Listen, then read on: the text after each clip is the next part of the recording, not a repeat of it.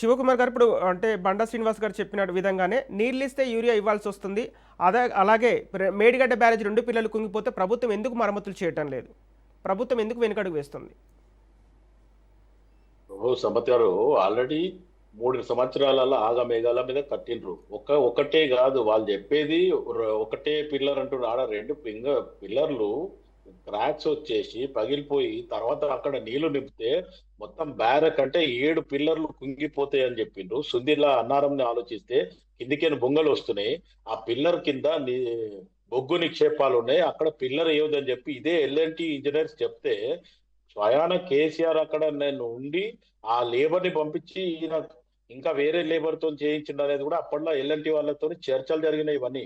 ఇప్పుడు ఈరోజు ఈ సుందిలా, మేడిగడ్డ, అన్నారం 3 బ్యారెక్లు కూడా ఇవి ఏదైతే 3 ఉన్నాయో ఆ 3 ప్రాంతాలలో కూడా నీళ్లు నిల్వలు పెడితే మొత్తానికి కూలిపోతుంది అని చెప్పి డ్యామ్ సేఫ్టీ అథారిటీ వాళ్ళు చెప్పడం జరిగింది. మొత్తం ఇన్స్పెక్షన్ చేసి నిపుణులంతా వచ్చి చెప్పడం జరిగింది. ఇప్పుడు ఈ రోజు ఎందుకు పోనిస్తలేరు కేటీఆర్ ని 4 జాగాలు ఆపినన్నారు.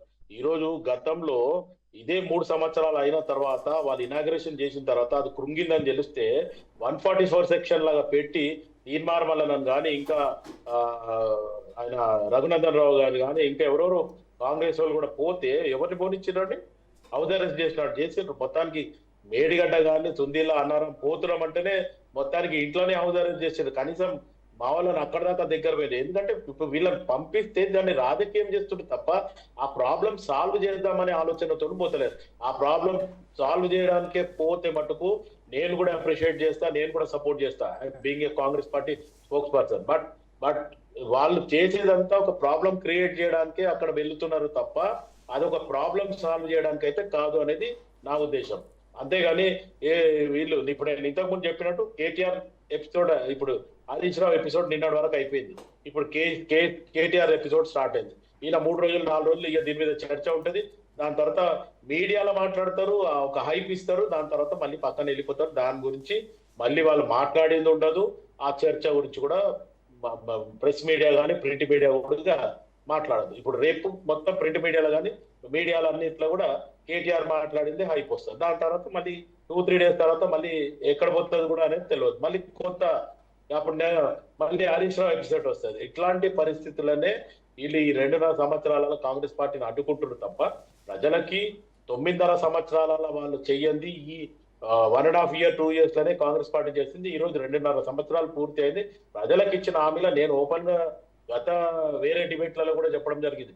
2.5 ఏదైతే 2500 రూపీస్ మహిళలకు ఇస్తున్నారో అది ఇవ్వలేదు, పెంచిన పెన్షన్ ఇవ్వలేదు, తులం బంగారం ఇస్తలేవు. మిగతా అన్ని యాజ్ ఇట్ ఈస్ ముందే ఏదైతే అనౌన్స్ చేసిందో ఆ పద్ధతి మటుకు ఖచ్చితంగా అవే ఉన్నాయి.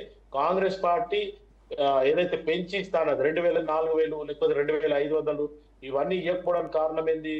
ఈరోజు బీఆర్ఎస్ పార్టీ చేసిన 6,500 కోట్ల రూపాయలు వడ్డీ కట్టడమే అవుతుంది. ఇప్పుడు ఈ రోజు ఉత్తమ్ కుమార్ రెడ్డి గారు కూడా మాట్లాడుతూ 1.81 lakh ఈరోజు మొత్తానికి వీళ్ళు అన్ని రకాలుగా అప్పులు చేసి ఇమీడియట్ గా మేము కట్టేస్తామని ఎక్కువ పర్సెంటేజ్ కు తీసుకొచ్చిండ్రని చెప్పి ఇప్పుడు మీరే రాజ్ న్యూస్ లో పెట్టిన మీ ఏదైతే ఆయన వీడియోలోనే ఓపెన్ గా చెప్పడం జరిగింది. మీకు ఒకవేళ శ్రీనివాస్ గారికి ఒకవేళ వినకపోతే ఆ బయట మళ్ళీ ఒకసారి ప్లే చేయండి. ఏం చెప్తుండే ఉత్తమ్ కుమార్ రెడ్డి గారు వ్యవసాయ శాఖ మంత్రిగా ఉండి అనే రకంగా మళ్ళీ ఒకసారి వినిపియండి కావాలిస్తే. ఎందుకంటే వీళ్ళు ఆగమేఘాల మీద 10 సంవత్సరాల తప్పులు చేసిండ్రు. ఈరోజు 10 సంవత్సరాల వీళ్ళు చేయండి ఇమీడియట్ గా వారం రోజులు ఇస్తే కేటీఆర్ పోయి అన్ని నింపి అన్ని చేస్తాడంట. మరి ఆ 10 సంవత్సరాలు ఎందుకు చేయలే? ఆల్మోస్ట్ 3 సంవత్సరాలలో కంప్లీట్ అయింది, మీకు ఖరాబ్ అయింది. మీరు 9.5 సంవత్సరాలు ఉన్నావు కదా, ఏం చేసినావు? అప్పుడు తెలియలేదా? అంటే అప్పుడు దిమాగ్ పని చేయలేదు కానీ ఇప్పుడు దిమాగ్ పని చేస్తుందా? ఇది వీళ్ళు చేసేదంతా డ్రామా తప్ప ఇంకేం లేదు. ఆయన అందుకే డ్రామారావు అని చెప్పి ఆయనకు ఒక కొత్త పేరు పెట్టిండ్రు. ఆ డ్రామారావు డ్రామాలు చేసుకుంటారంటే శివకుమార్ గారు అంటే ఇప్పుడు మేడిగడ్డ బ్యారేజ్ మరమ్మతు కోసం ఎల్ఎన్టీ ముందుకు వచ్చినా కూడా అంటే ప్రభుత్వం ఎందుకు వెనుకడుగు వేసింది?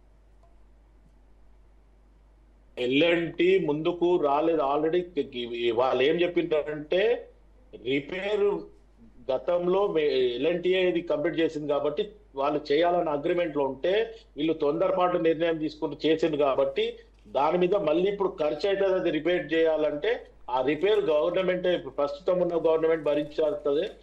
మేమైతే అగ్రిమెంట్ ప్రకారం అయితే మేము చెయ్యము అనే రకంగా వాళ్ళు కళాఖండిగా చెప్పింది ఎల్ఎన్టీ. సో దానికి ఆ నెగోషియబుల్ అవుతుంది, అయినంత మటుకు బహుశా చేపిస్తారేమో.